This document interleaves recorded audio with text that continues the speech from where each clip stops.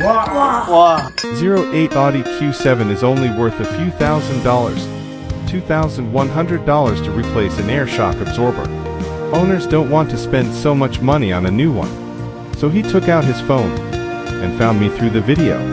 So next, let's see how I spend less than 1/10 of the price to repair it. First, disassemble the shock absorber and replace the damaged parts. Then use a special equipment mold to press the new leather bag and piston back. Although the master is very experienced, but still dare not be careless. Since you've seen this far, craftsman's creations are not easy. Would you like to give me a like and encouragement? How much do you think is appropriate for maintenance like this? Let's discuss in the comments section.